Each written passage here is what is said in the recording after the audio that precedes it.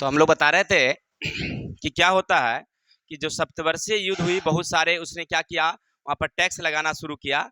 इसमें मेन कारण था उपनिवेशों पर आर्थिक, देखिए लड़ाई का मेन कारण क्या होता है, उपनिवेशों पर आर्थिक प्रतिबंध।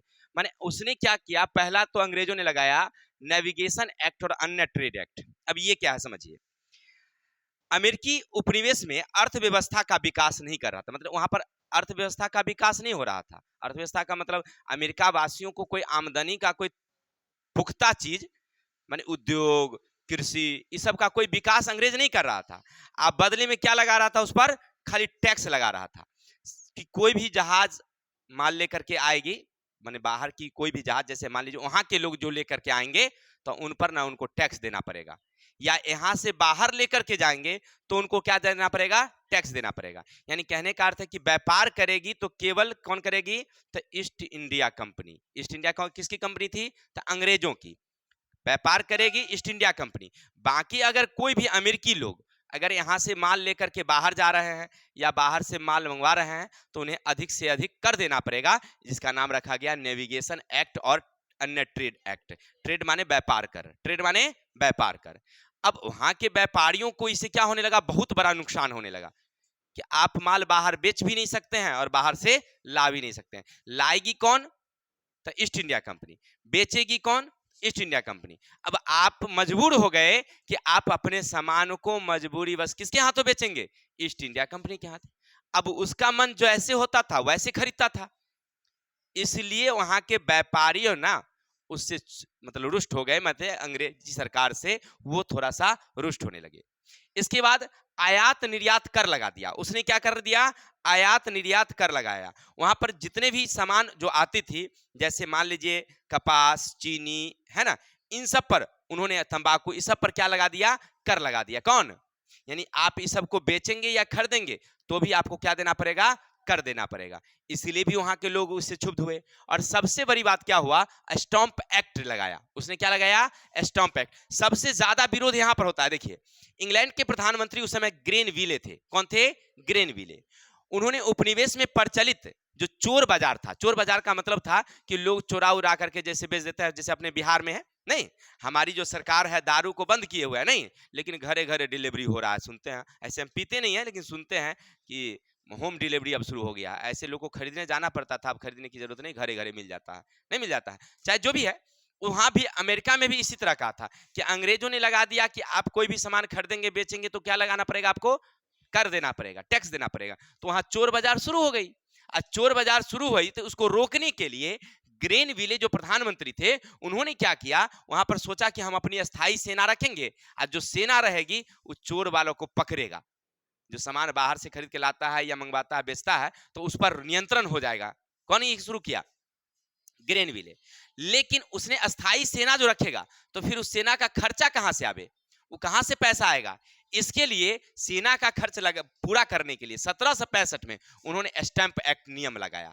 स्टाम्प एक्ट माने सेना का पैसा कहां से आवे, तो इसलिए क्या लगाया उसने, स्टाम्प एक्ट। अब स्टाम्प एक्ट क्या है, देखिए जितने भी अदालती कागज है, बंधक दस्तावेज, समाचार पर इश्तिहार जो भी हैं, उस पर 20 सेलिंग का एक टिकट साटना होगा, डाक टिकट। यानी आप कोई भी काम करेंगे सरकारी काम, है ना, तो उस दस्तावेज पर आपको क्या करना होगा, 20 सीलिंग का एक डाक टिकट सटानी होगी। अब जैसे ही ये नियम पारित हुआ कि वहां के जो वकील थे, व्यापारी थे, सारे लोगों ने इसे क्षुब्ध हो गया कि भाई ये तो खर्चा बढ़ गया हम लोगों को, ये हम लोगों का क्या हो गया, टिकट तो अब साटना पड़ेगा। ये लोग खूब पुरजोर विरोध किए, किसका, अंग्रेजी शासन का। ठीक है, अंग्रेजी शासन का किया, क्या किए, विरोध। लेकिन उस समय अंग्रेजी शासन यानी कानून वापस ले लिया। ग्रेनविले ने अपनी स्टॉम्प एक्ट कानून को क्या कर लिया, वापस लिया। लेकिन फिर भी लोग नहीं माने, आंदोलन चलने लगा। इसके आगे भी काम हुआ। देखिए उसके आगे भी क्या होता है, इसके बाद मैनुअल एंड ने नारा दिया, प्रतिनिधित्व नहीं तो कर नहीं। माने वहां पर एक व्यक्ति थे, कहां, अमेरिका में, उन्होंने क्या नारा दिया कि प्रतिनिधित्व नहीं तो कर नहीं। कौन दिया था नारा, याद रखेंगे, सैमुअल एड्स। उन्होंने क्या कहा, प्रतिनिधित्व नहीं तो कर नहीं। अब ये क्या होता है सो समझिए। उनका कहना था कि अंग्रेजी शासन में जो ऊंचे ऊंचे पद हैं, कानून है, सब में क्यों कौन रहता है, अंग्रेज। हम लोगों को तो कोनो बुलावटे नहीं है, हम ही देश के आदमी जन मतलब क्या कहते हैं, मेनवासी हम लोग सरकार को कर देते हैं। कैसा नियम हो, ये अंग्रेजवा तो मानवे नहीं करता है, तो हम काहे इसको कर देंगे भाई। यानी कि जब तक वो अपने शासन में हमको बहाल नहीं करता है, हम अमेरिका वासियों को नहीं नियुक्त करता है, तब तक अब हम कर नहीं देंगे। कौन कहा ये? Samuel Adams. यानी हम अमेरिका वासियों को जब तक वो अपने कानून में ऊंचे पद पर या कानून बनाने में कैबिनेट में अगर हमको वह सदस्यता नहीं देता, हमको बुलावट नहीं करता है, तो हम उसको कर नहीं देंगे। ऐसा किसने कहा? इसके बाद देखिए सबसे बड़ी परेशानी कहां होती है, इंपोर्ट ड्यूटी एक्ट लगा दिया। यानी कि 1767 में अंग्रेजी सरकार ने सभी उपभोक्ता सामान, माने जितने उपभोक्ता सामान थे उन सब, जैसे चाय है, शीशा है, रंग है, कागज है, सब पर कर लगा दिया। यानी सब पर कर लगा दिया कि सारे सामान खरीदे जाएंगे, बेचे जाएंगे, सब पर कर। अब देखिए, अब कहने का मतलब था पहले तो एक्ट लगाया तो वकील और व्यापारी को दिक्कत होती थी, अब तो आम जनता को कठिनाई होने लगी भाई, कि अब चाय तो वो खरीदवे करेगा, शीशा खरीदता है, कागज खरीदता है, बच्चों की शिक्षा नहीं, तो इसलिए सारे लोगों को जो दिक्कत होने लगी कि सब सामान की कीमत क्या होगी, मार्केट में बढ़ गई। वहां का जो समन्वय था उसका कीमत बढ़ ही नहीं रहा था, किसान स्थिति दयनीय होती जा रही थी, अनाज का कीमत नहीं बढ़ रहा, ये सब सामान का कीमत लो। क्योंकि अभी उसने क्या नियम लगा दिया था कि कोई भी बाहर व्यापार नहीं कर सकता है, बाहर से जहाज से न ला सकता है न भेज सकता है। तो अब मजबूरी वहां के लोग किसको देंगे? ईस्ट इंडिया कंपनी को बेचेंगे। ईस्ट इंडिया का जो मन होता वो रेट लगा के खरीदता था, तो वहां के अनाज की कीमत बढ़ नहीं रही है, किसान की कीमत मतलब फायदा नहीं हो रहा है दिन प्रतिदिन, ठीक है ना, कोई उद्योग का विकास नहीं, वो लोग गरीब होते जा रहे थे अमेरिका वाले, अंग्रेजवाद दिन प्रतिदिन टैक्स लगाते जा रहा है, इसलिए वहां पर खूब विरोध हुआ। क्या हुआ उसका? और सबसे बड़ी बात, लॉर्ड नॉर्थ के दंडात्मक कानून, जब ये विरोध बढ़ गया, ये विरोध बढ़ गया, तो उसने दंडात्मक कानून बनाया। दंडात्मक कानून का मतलब है कि उसने सोचा कि चलो वहां के जो लोग हैं, कहाँ के, अमेरिका वाले, उस सबको पूरा जो है एकदम करारा चोट किया जाए, मारपीट किया जाए, ठीक है ना, माने मारपीट करके शांत किया जाए। लेकिन देखिए इससे इतना आक्रोश जो लोगों में आया, इसके पीछे कुछ बौद्धिक कारण थे। बौद्धिक कारण का मतलब होता है कि लोगों को समझाने बुझाने वाला चाहिए। जैसे अपने भारत में जो आंदोलन चल रही थी, ठीक है, तो अपने भारत में भी आंदोलन को आगे बढ़ाने में जैसे हमारे मुंशी प्रेमचंद्र का बहुत बड़ा योगदान, ठीक है ना, ऐसे बहुत सारे बुद्धिजीवी लोग थे जिन्होंने लड़े नहीं, हथियार नहीं चलाए, लेकिन लिख करके, कहानियां, पत्र पत्रिका लिख करके लोगों में आक्रोश पैदा किया। ऐसे ऐसे जोशीले बात लिख देते थे कि पढ़ने वाला ना पढ़ते पढ़ते चौकी पर से कूद जाता था, दौड़ते चला जाता था, जहां अंग्रेज मिलता था 2-4 फेंट उसको लगा देता पेटे में, बेहुदा तहने। बाद में भले अंग्रेज पकड़ के मारे, वो अलग बात है, लेकिन ऐसा जोशीला बात लिखता था कि दौड़ले कहां चल जाता था, हाँ, अब बस लुक्का ले लिया, थाना में आग लगा देता था। ऐसे ऐसे बात लिखते थे हमारे कौन, क्रांतिकारी लोग, जोशीले। ऐसे ही लोग थे कहां, अमेरिका में भी थे ऐसे। देखिए कौन कौन थे, तो देखिए जो बौद्धिक लोग थे उनमें वहां के वाल्टेयर, लॉक, रूसो, मॉन्टेस्क्यू, ऐसे लोगों का वहां पर खूब प्रभाव पड़ा। ये लोग सामाजिक लोग थे, माने बुद्धिजीवी, पढ़े लिखे, और वो अच्छे अच्छे कहानियां, अच्छी अच्छी क्या लिखते थे, बातें लिखते थे कि अंग्रेजी सरकार के खिलाफ हमें आंदोलन चलानी चाहिए। जिनमें याद रखेंगे अमेरिका के एक लेखक थे जिनका नाम था टॉमस पेन। उन्होंने कॉमन सेंस पैम्पलेट में लिखा, स्वतंत्रता की आवश्यकता पर बल दिया। यानी उन्होंने बताया कि हम लोगों को क्यों स्वतंत्र रहना चाहिए, हमारी स्वतंत्रता हमारे लिए कितनी महत्वपूर्ण है। इन बातों को उन्होंने बल दिया, किसमें, टॉमस पेन ने कहा, किसमें, कॉमन सेंस नामक एक पुस्तिका लिखी, कहानी लिखा, उसमें उसने बल दिया। इतना ही नहीं, उन्होंने अपनी एक किताब और लिखी जिनका नाम था द राइट ऑफ मैन, यानी कि मानव का अधिकार। देखिए है ना, द राइट्स ऑफ मैन, मानव का क्या अधिकार है, माने आप मानव हैं तो आपको क्या अधिकार है, इस पर उन्होंने विशेष उल्लेख किया।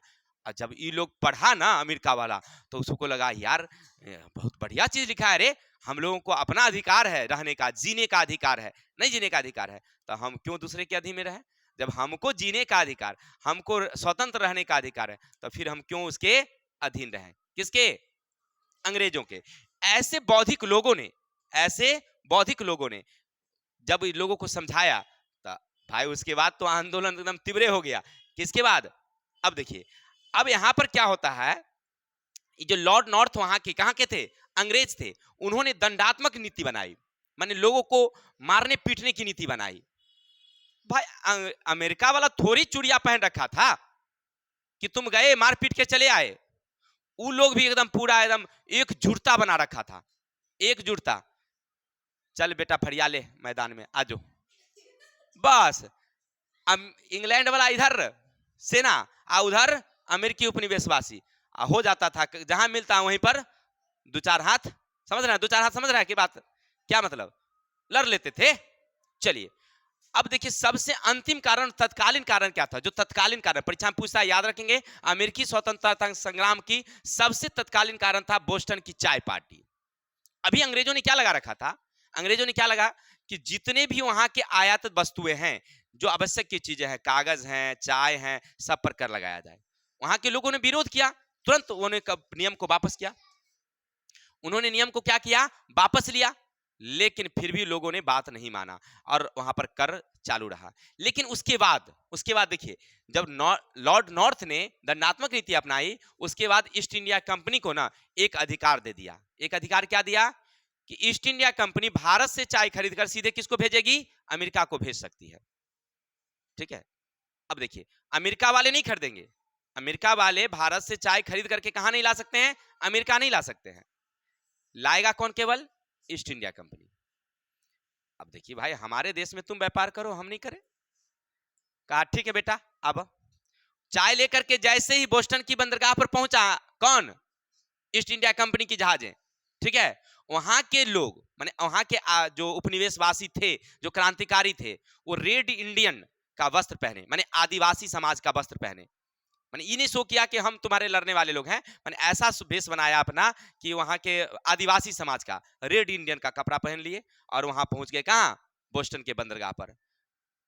अंग्रेज तो होगा ही, ऐसा थोड़ी नहीं होगा कि वो चाय की जहाज आई होगी, बंदरगाह उसका है तो वो वहां पर नहीं होगा। लेकिन क्या हुआ कि ये लोग पहुंचे बहुतायत मात्रा में और सारे जहाज की पेटियों को उठा करके, यानी कि चाय की जो बंडल थी ना, उस सब पेटी को उठा के समुद्र में फेंक दिया बंदरगाह पर से। ठीक है, क्रांति भड़क गई, लड़ाइयां शुरू हो गई। ठीक है ना, दोनों के बीच में अच्छी लड़ाइयां लड़ी गई। ठीक है ना, ये था वहां के तत्कालीन कारण। तुरंत अंग्रेजी सरकार तुरंत नियम बदला और वहां के बोस्टन की बंदरगाह पर यातायात बंद कर दिया। कौन?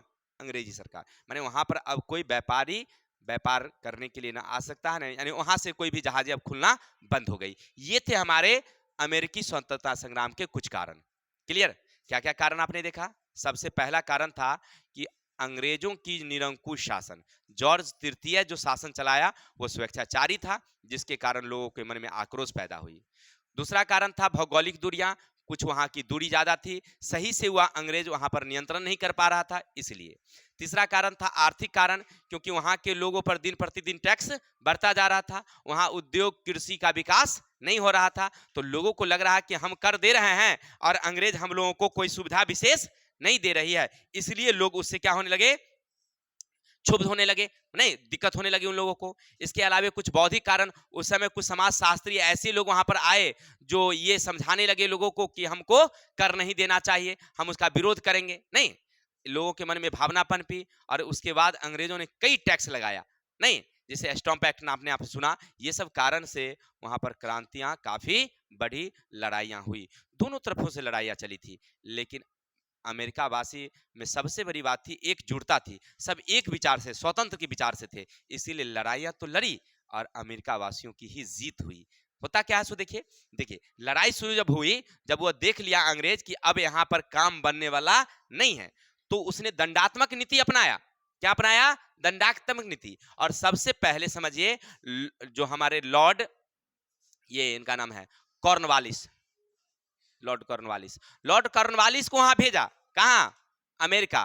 किसके लिए? कि जाओ वहां पर शांत करो उपनिवेशवासियों को। जैसे ही लॉर्ड कॉर्नवालिस वहां पहुंचा, सब लोग हुर दिया पूरा एकदम, मुंह का अनार भसका दिया, बेचारा हरदी चुनार लगा के भागा जानर बचा के। समझ गए ना? कब?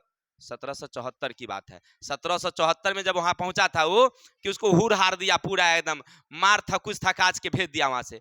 लॉर्ड कॉर्नवालिस भागे बेचारे वहां से। तो उसके बाद भेज देते हैं, उसके बाद लॉर्ड डलहौजी वहां पहुंचा। कौन पहुंचा? लॉर्ड डलहौजी। अंग्रेजी सरकार किसको भेजा? लॉर्ड डलहौजी को, कि जाओ वहां देखो लड़ाई बहुत हो रहा है, सबको बचाओ, वहां देखो शांत करो सबको मार पीट के। वो गया कि उसको तो पूरा एकदम कपड़ा फाड़ चीर के लंगटा उंगटा कर के मार के भागाया, बेचारा भागा डलहौजी वहां से। उसके बाद किसी को भेजता था ना, कौन, इंग्लैंड की सरकार, कि रे जाओ वहां अमेरिका जाके शांत करो। कहा महाराज हमरे से ना होगा। बाप रे बाप, सुनते हैं वहां बहुत बड मारता है, वो सब लंगटे यार करके भगा देता है। सही बात है, भेज देते हैं, बोलो 5 मिनट। वो कहा लॉर्ड डलहौजी को लंगटा उंगटा करके जहाज में लोड कर दिया, कहा जाओ बेहुदा तुम अब यहाँ से।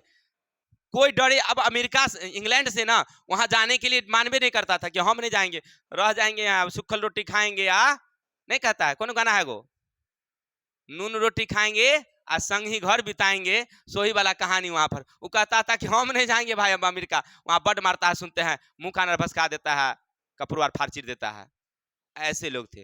वो लोग जब फिर भारत आया ना, वाह, डलहौजी लगा दिया अपने यहाँ नियम, मालूम है ना कौन कौन नियम लगाया था?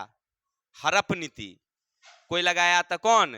तब विलय की नीति। यार कौन कौन नियम लगा के अपने भारत को पूरा शोषण किया। अमेरिका में उस सबको मार के थकुच के भगा दिया था। चलिए जो भी हुआ, जब उन लोगों को लगा कि अब अमेरिका जाना क्या है, मुश्किल है, तो उन लोग सोचा कि अब समझौता कर लेना ही सही रहेगा। तो सबसे पहले क्या होता है सो देखिए, अमेरिकी स्वतंत्रता संग्राम के पहला चरण फिलाडेल्फिया में प्रथम सम्मेलन हुआ। यानी अमेरिकी वासियों ने अपने खुद जो 13 उपनिवेश थे, इंग्लैंड का वहां कितना उपनिवेश था?